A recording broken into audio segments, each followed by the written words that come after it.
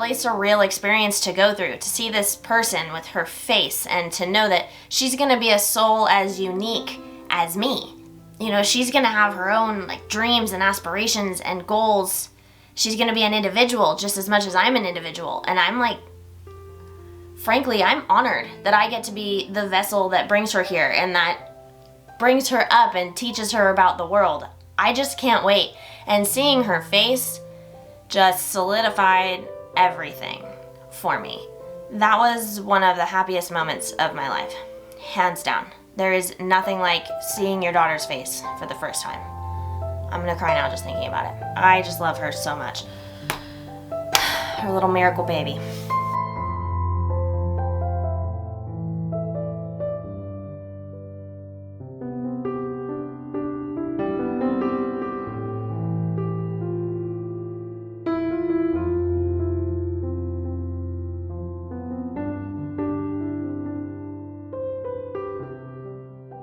I'm sure that all moms, all parents, all couples have a little bit of anxiety going into the 20-week anatomy scan because you never know what you're going to learn. They test for a lot of things and some of them can be very serious and life-changing, and that can be really scary news to get. So going into it, you don't know what news you're going to get. And I definitely don't want to say that I'm comparing my pregnancy or my nerves to other women because I can't say what they feel. But I think that having my chronic illnesses did make me a little bit more nervous than I would have been otherwise. Being pregnant with chronic illnesses does feel a little bit taboo. I have chronic migraines, and I get a migraine almost every day. I don't know what harm that could be doing to my baby.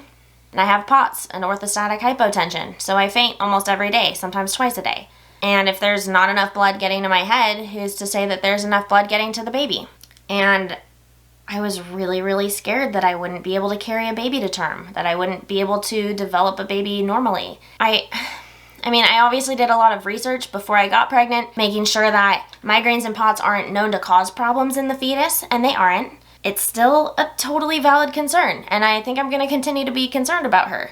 Every time I faint, all I think about is, please sacrifice my head to give this blood to the baby. You know, you go into this primal instinct mode where everything is about protecting the baby. And when my body fails itself and makes me pass out, which isn't how it's supposed to work, you would think my body would want to protect my brain. I just worry that there's something dysfunctional in my body and it's not going to be protecting my baby. So this scan coming up healthy really gave me a sense of pride that I did this. My body did something right. And after having a prior miscarriage, there's just no better news in the world than the fact that my baby is healthy and well and developing normally and in fact a little bit ahead of schedule with development.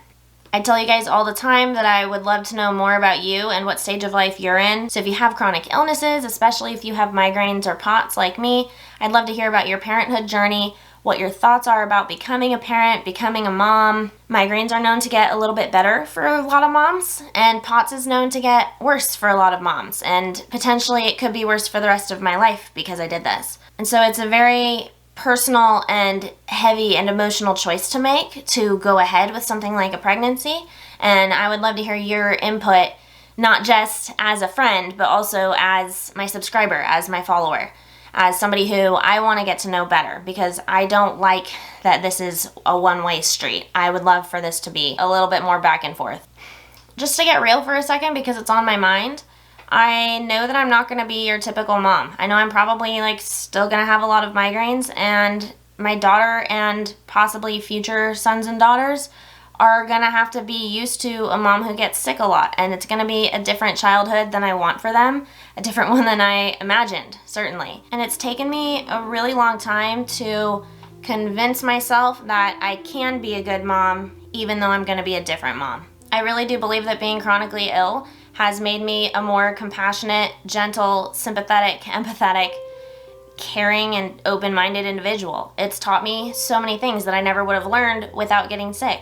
And I'm sure in some ways I'm going to be a worse mom than other able-bodied moms who can go and run and play with their kids. But I also know that it's going to make me a better mom in some ways because of the emotional and mental growth that I've had to go through being chronically ill.